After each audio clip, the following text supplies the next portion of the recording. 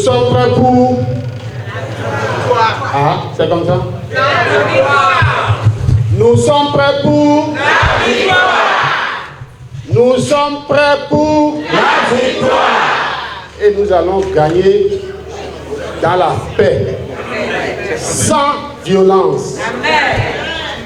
Ceux qui veulent nous traiter de terroristes, c'est leur problème. Ça ne nous concerne pas. Nous ne sommes pas des terroristes. Nous sommes des gens qui croyons aux valeurs républicaines. Et nous savons que dans une république, l'instrument que l'on utilise pour prendre le pouvoir, pour gagner des sièges au Parlement, ce sont les élections. Je sais qu'il n'était pas nécessaire de vous rassembler pour vous remobiliser, comme a dit l'autre. Je raconte ça depuis que j'ai entendu. Nous sommes allés dans une ville et nous avons mis sur notre banderole tournée de remobilisation. Il y a un monsieur qui s'est levé. Il dit, vous êtes venus faire quoi ici? Nous avons dit, nous sommes venus faire remobilisation. Il dit, mais ce n'est pas vous. La faim, la galère, la vie chère ont déjà fait remobilisation.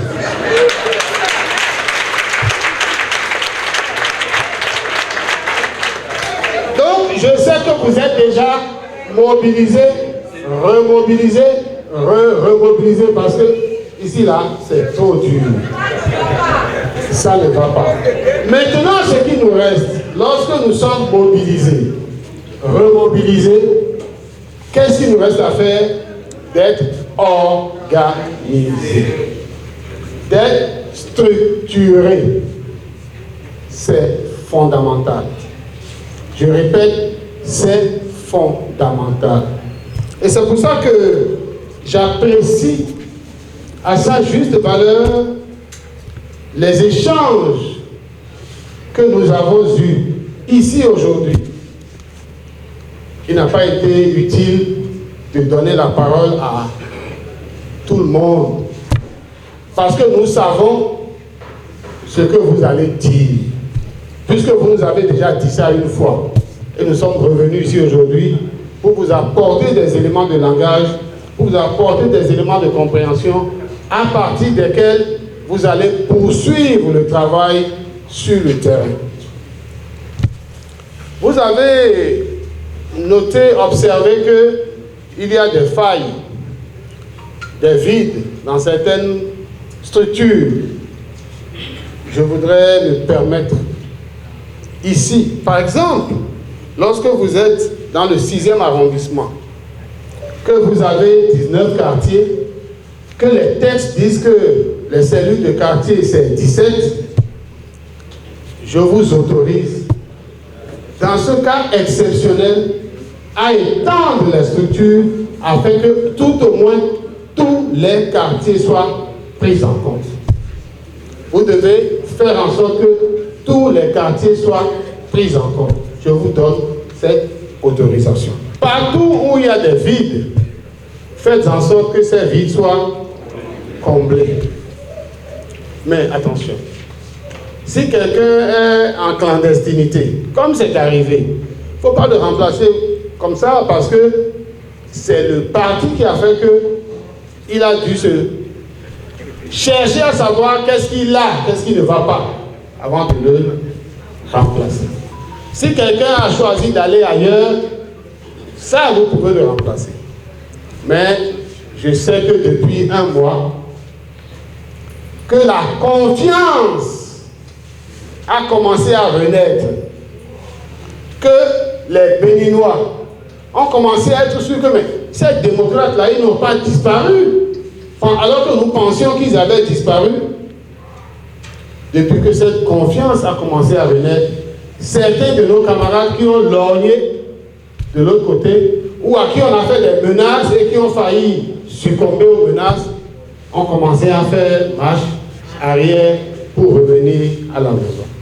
Ouvrez-leur les bras et recevez-les. Mettez-les au travail. Mettez-les à l'épreuve. Mais je voudrais donner quelques conseils.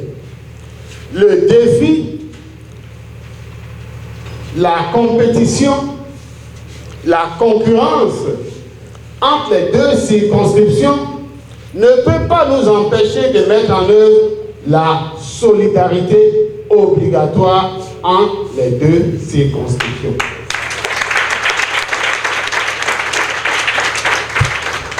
Parce que c'est comme un vase communicant.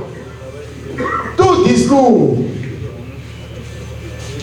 positif qui sera tenu dans la 15e circonscription, toute action positive qui sera menée dans la 15e circonscription profitera à la 16e circonscription. Et vice-versa. Toute action négative, tout discours négatif de la 16e circonscription desservira aussi la 15e circonscription et vice-versa. Nous sommes donc obligés de nous tenir la main. Si je suis dans la 15e circonscription, je veux que nous gagnions dans la 15e circonscription en tant que démocrate. Si ma fille est dans la 16e, je dois lui dire vote pour les démocrates dans la 16e. Et vice-versa. Nous sommes comme le savon et l'éponge. Nous sommes comme le savon et l'éponge. Je voudrais donner ce conseil et c'est valable pour l'ensemble du pays. Parce que vous devez vous imaginer que tout ce que vous faites à Cotonou va impacter toutes les autres villes du pays.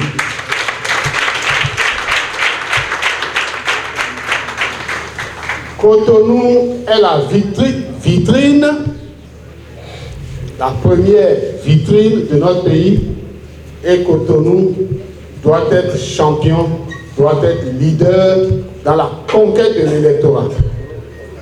Votre responsabilité est donc grande. Elle est très grande.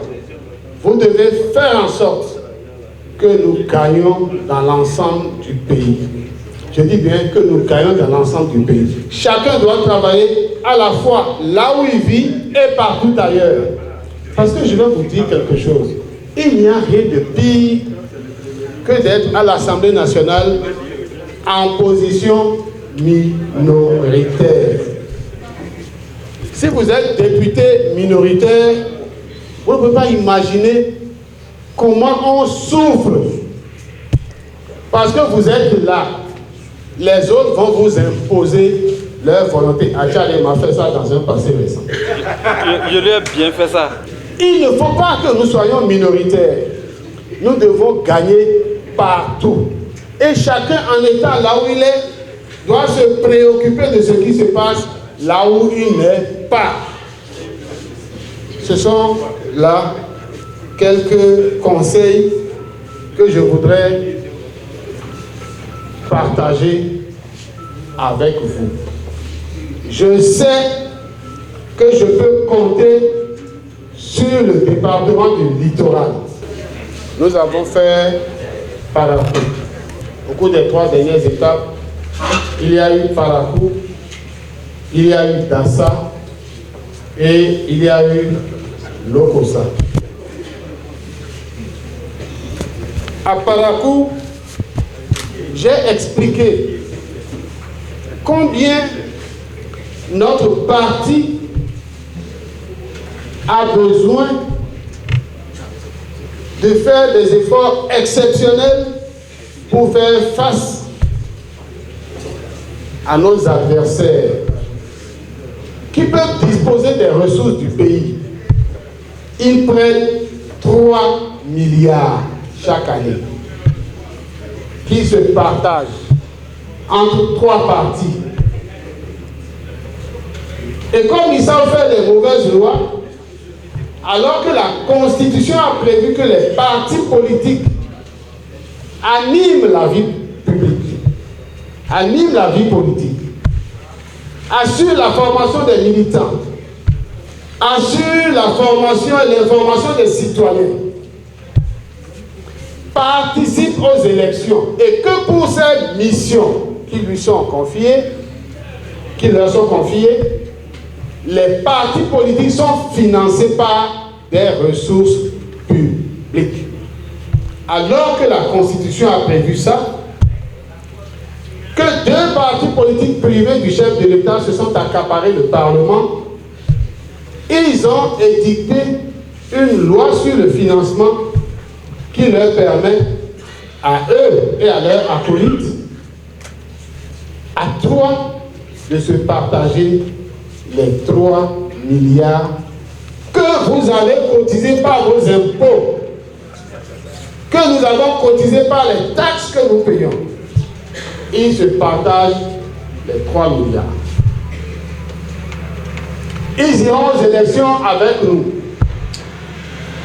avec la faveur du pouvoir, les pressions qu'ils font sur les gens, et avec les ressources que nous avons mis dans les caisses de l'État. Est-ce que, face à ça, comment nous on se comporte? Nous avons une caution de 163 millions et demi à payer dans 3 mois maximum pour pouvoir participer aux élections, pour pouvoir changer la donne, les mauvaises décisions qui sont prises, pour avoir la possibilité de contrôler l'action du gouvernement, de contrôler la manière dont les ressources que vous mettez à disposition du gouvernement sont utilisées. Est-ce que, chers camarades, je sais que vous n'en avez pas, vous souffrez, même pour manger, c'est problème. C'est ça. Est-ce que donc, pour cela, nous allons refuser d'aller aux élections parce qu'on n'a pas l'argent? Non. On va y aller quand même? Oui. Vous êtes sûr? Oui, monsieur le président. Non, je n'aime pas ça. Vous êtes sûr? Oui. Vous êtes en train de chercher des histoires avec moi. Vous êtes sûr? Oui, monsieur le président. Je suis d'accord avec vous. Parce que quand j'ai expliqué ça à Parakou, il y a un de nos pères, je peux même dire grand-père, M. Adjibi, âgé de 83 ans, comme dit lui-même, 32 ans de retraite.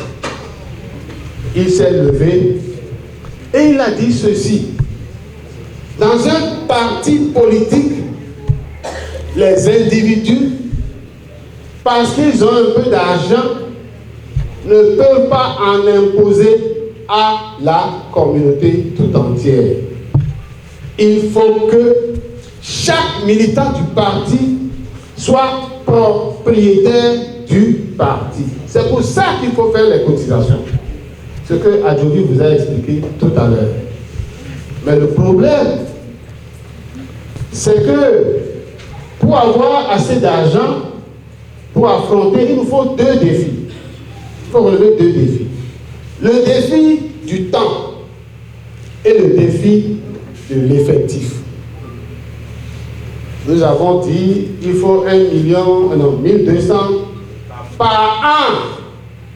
Mais attention, c'est 1200 au moins par an. 1200 par an. Pour que nous ayons 1 milliard en un an, il nous faut 1 million de militants.